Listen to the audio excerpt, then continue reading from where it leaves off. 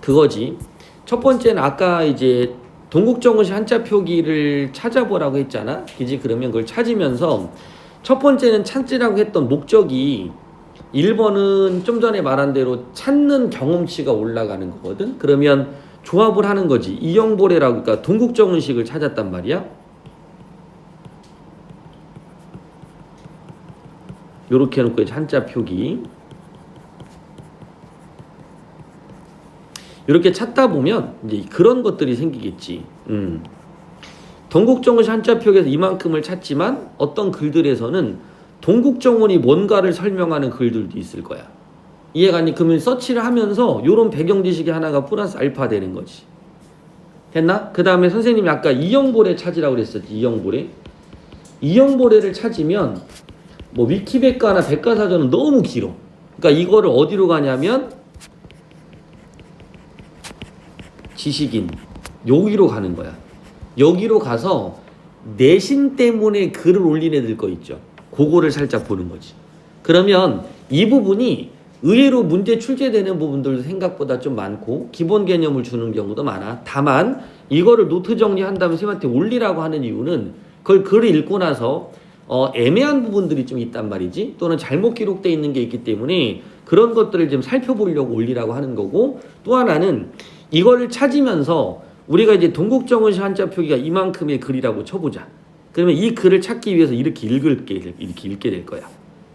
이해갔니? 그러면 요 왼쪽 오른쪽에 있는 부가되는 또 다른 정보들 있지. 이게 우선 내 머릿속에 어느 정도는 저장이 된다고. 나도 모르는 사이에. 그러다 보면 이게 이제 서로 나중에 묶이는 어떤 형태가 될 거거든. 그럼 그 지식이 폭발적으로 늘어나. 그래서 이런 경험치를 자꾸 키우라는 뜻입니다. 이해가니? 그래서 그렇게 능동적으로 조금 바뀌어줘야 돼. 됐니? 이제 간단하게만 설명을 한번 한다면, 동국정운식이라는 것은 요건 이제 그 전에도 얘기했지만 이 동국정운이라는 건 문법책이야. 문법책.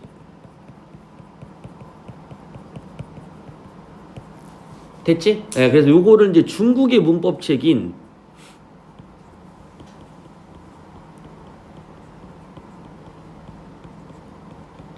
홍무종을 바탕으로 써졌다고 그랬었잖아. 그래서 참고로 이제 그 얘기도 한번 했었는데, 중국에는 이제 그 사성 체계, 그러니까 우리가 높낮이가 이해같이 좀 잘 발달되어 있었기 때문에 우리가 이제 요거를 성조를 받아들였었단 말이야, 세종이. 됐나? 근데 받아들이고 보니까 우리 글자는 높낮이가 그렇게 중요하지 않아. 그래서 바로 이런 부분들이 좀 소실되는 이런 면모들을 좀 보이는 거거든요. 이해가 안 돼? 그래서 이 동국정원이라는 것도 중국의 어떤 체계에서 좀 벗어날 수 없는 부분이 있긴 한데, 그래서 이 동국정원이 바로 뭐냐면 한자에 대한 표기를 나타내는 거예요. 표기. 그러니까 어떻게 써라 라는 그 규칙을 주는 거잖아. 그래서 첫 번째 조건은 한자라는 조건을 벗어나면 안 돼요. 됐지? 한자라는 조건을 벗어나면 안 돼. 한자에 쓰는 거야. 이해갔죠? 그러니까 요걸 전제로 놓고 가는 거죠. 자, 그럼 이제 전제로 놓고 가기 때문에 나머지는 이렇게 표시합시다. 됐죠? 네. 동국정원이 지금 나와 있는 것은 요 글자에 썼잖아. 요렇게. 됐나요? 뒤에 또 다른 예시를 보면 뼈안 뭐 이런 단어도 있지만 요것은 중국의 원음에 가깝게 표기하는 거죠. 됐죠? 네. 중국의 발음. 실질적인 발음인데 그 발음에 가깝게 표기한다. 그러니까 들으면 꼭 중국 말처럼 들리겠죠. 이제 이런 것들은 뭐처럼 들린다? 중국 말처럼. 쎄쎄 샤오샤오 뭐 이렇게 뭐 그런 느낌으로. 이해갔니? 뭐 하여튼 뭐 있겠지 뭐. 아 미안해. 중국어를 안 배워서. 하여튼간 됐나요? 우리 뭐 짜장면이 얘네는 뭐라고 하겠지? 짱짱 이렇게 하겠지, 그지? 그런 느낌인 거예요. 그거를 그대로 쓰는 거지. 무슨 음성 상징어처럼. 무슨 말인지 알겠지? 그렇게 쓰는 게 바로 첫 번째 동국정원시 한자 표기다. 그 다음 두 번째는 한자에서 초성이 여린이읒이 들어가는 거. 그래서 우리도 훈민정음 요거 한자지만 뒤에 음자가 어떻게 돼 있어? 뒤에 끝에 음자가 요렇게 돼 있단 말이야. 됐니? 그러니까 요것도 뭐 중국의 음처럼 좀 발음이 되지 않을까요? 그러니까 요런 것들도 바로 훈민정음 할 때 흠이 동국정원시 한자 표기다. 됐죠? 요거 좀 알아두시고. 그 다음 세 번째 또 어떤 게 있었죠? 여러분들 찾은 거는?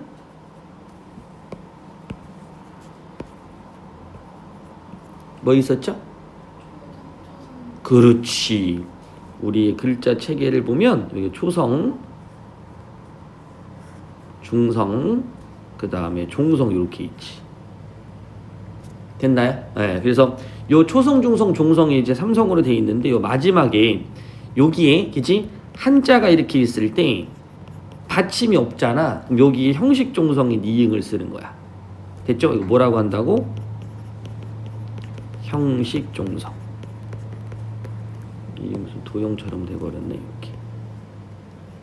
형식 종성이 아닌 거 우리가 또 대별해서 상대적으로 하나 짝이 이렇게 생긴 거죠. 이렇게. 됐나요? 요 위에 요거 살짝 올라와 있어. 저거 뭐라고 부른다? 예니응이라고 부르지. 요거는 이제 음가가 있는 거고, 얘는 음가가 없는 거고. 이렇게 세종어지 훈민정음 할 때 세도 요렇게 이응으로 돼 있는 거지. 그죠?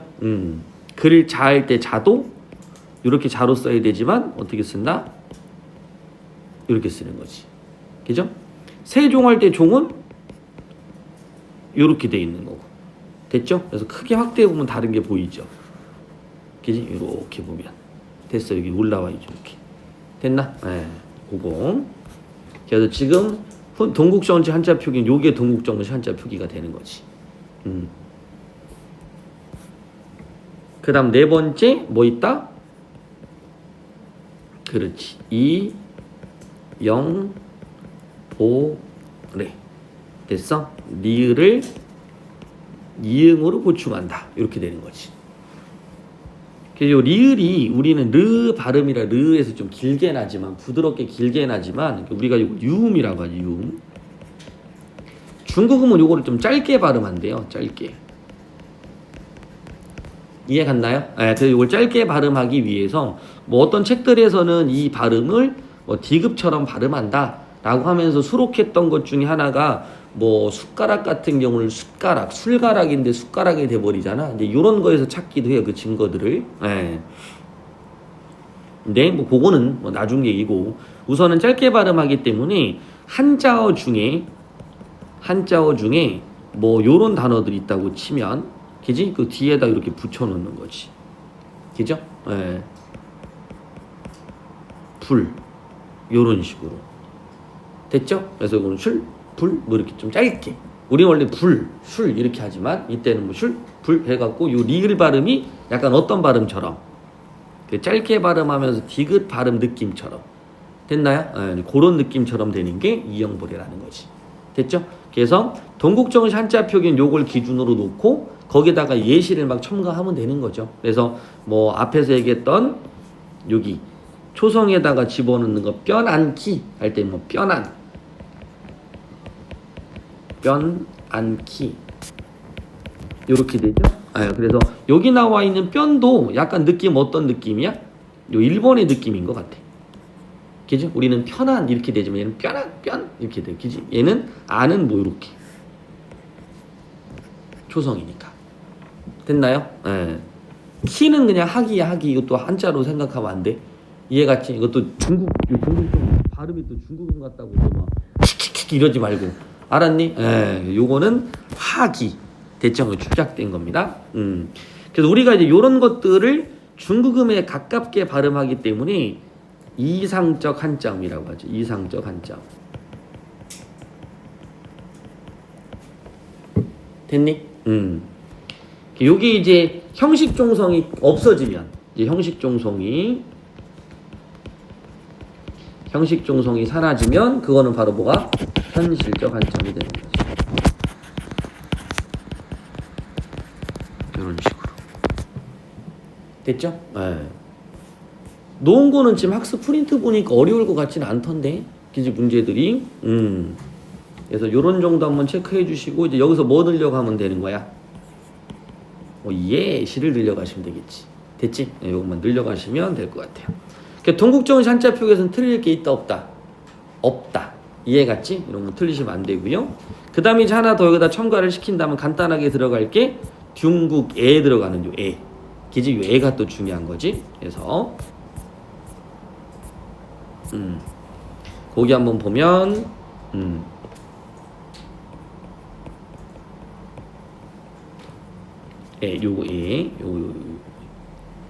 애에 대한 첫 번째는 개념으로 배경으로 키울 게 문법적인 배경을 한다면 요때 애가 그죠? 현대국어에서 국어라고 썼네. 국어에서는 요 애라는 것이 부사격 조사로 쓰여. 부사격 조사. 부사격 조사에는 처소라는 것도 있고 비교라는 것도 있고 많아요. 됐지? 그런데 요 애는 보통 어디에라고 그래서 장소를 나타내거든요. 얘는 장소. 따라서 얘를 처소 부사격 조사라고 표현합니다. 처소 부사격 조사. 처소는 장소입니다. 처소 부사인 격을 나타내는 부사격 조사 이렇게 됐죠? 처소 부사격 조사. 그런데 중세국어인 둥구계를 해석해 보니까, 그지? 우리가 이 둥구계를 해석해 보니까 중국과라고 해석이 된다고. 그게 중국과 다르다. 그럼 중국과 다르다라고 한다면 무엇과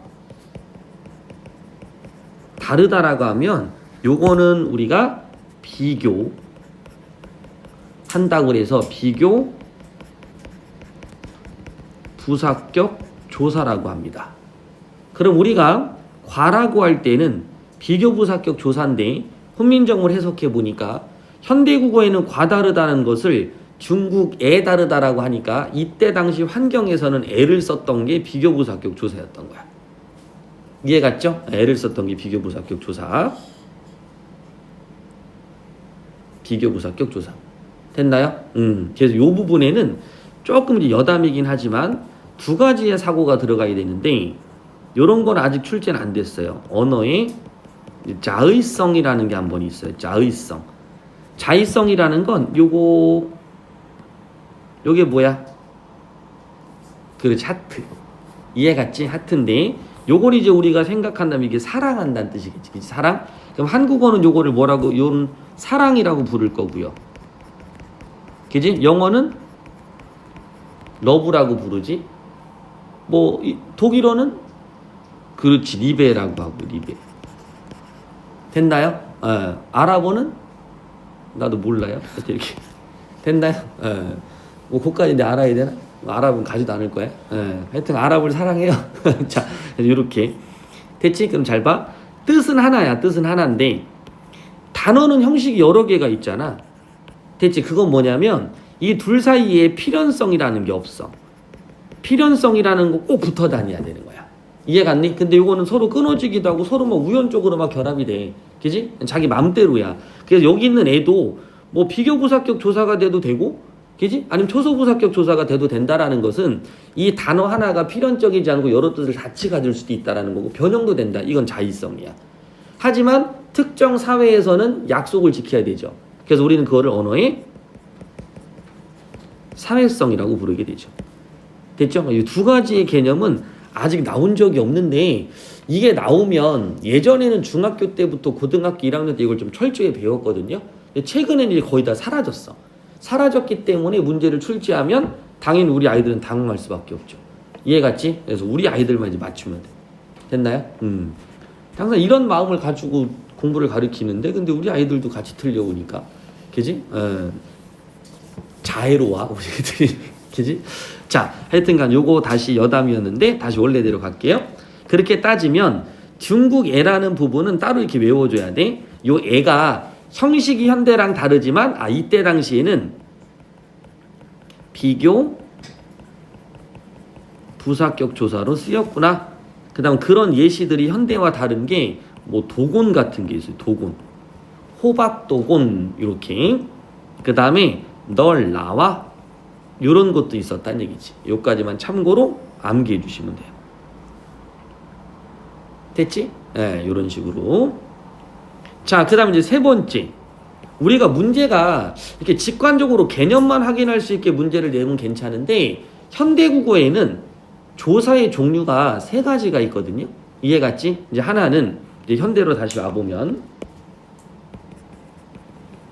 현대의 조사는 격조사, 보조사, 그 다음 접속조사가 있어. 이 접속조사에 와가가 있는 거야. 와하고 과가. 그러니까 우리가 좀 문제를 어렵게 낸다고 하면 이 부분이 바로 플러스 알파가 되겠지. 됐죠? 네. 사가와 배 두 개. 이렇게 갈 때는 사가와 배를 묶어주는 거잖아. 이해가니? 철수와 영희가 함께 영화를 봤다. 이런 것들은 접속조사가 되는데 철수는 영희와 다르다. 이렇게 될 때는 뭐가 되는 거야? 그렇지. 그때는 비교 부사격 조사가 되는 거야. 이해 갔죠? 그런 예들도 찾아서 적어주면 되겠다. 이해 갔나요? 그 정도 알아두시고 그 다음에 너희가 용벼청가가 나오니까 용벼청가에 신기한 게 하나가 있어. 예시로. 중요한 예시야. 됐죠? 이런 것들은 이제 반짝이 같은 것도 좀 붙여놔. 오케이? 적었어? 오케이. 거기에 요런 표현 나와. 고성과 동부하시니. 너희는 밑에다 쓰면 돼. 왼쪽에도 안 쓰고. 그지? 자리 모질라서 그런 거니까. 고성과 동부하시다는 얘기는 고성이 아이고 쏘리 미쳤다. 현대고를 써놨네. 그지? 미안. 여기가 이해야 되는 얘기. 됐죠? 고성과 고성화 이게 우리 현대국어로 해석하면 고성과 옛 성인들과 동부 딱 들어맞는다 이 뜻이지. 동부. 됐나요? 동부하시니 동부하다의 시인이 이렇게 된 거지.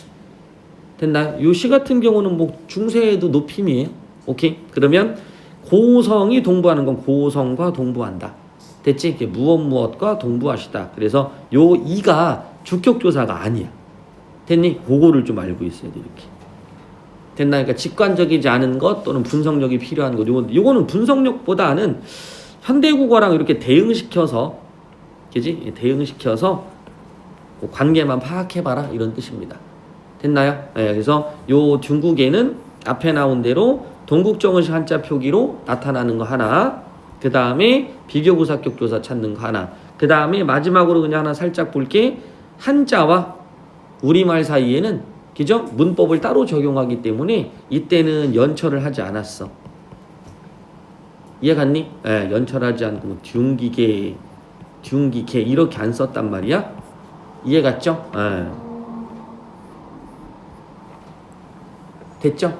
이렇게 안 썼기 때문에 뭐 우리가 똑같이 뭐 아이고 됐니? 수쿨이라고 썼을 때 수쿨이 뭐 받침이 있으니까 수쿨 뭐 이렇게 해서 뭐 우리 한자를 뭐 조격조사를 뭐 받침이 있다 없다 이렇게 안 쓰잖아. 그냥 개념 하나로만 갖다 놓으니까 중국 문법하고 우리나라 문법을 혼용해서 쓰진 않았다는 거야. 별개이기 때문에 그냥 연철을 적용하지 않았다.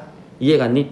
어떤 책에는 그냥 끊어적기가 쓰였다고 쓰여 있는데 좀 조심해야 될 건 뭐냐면 그렇다고 해서 중세국에 끊어적기가 쓰였다고 쓰면 틀려.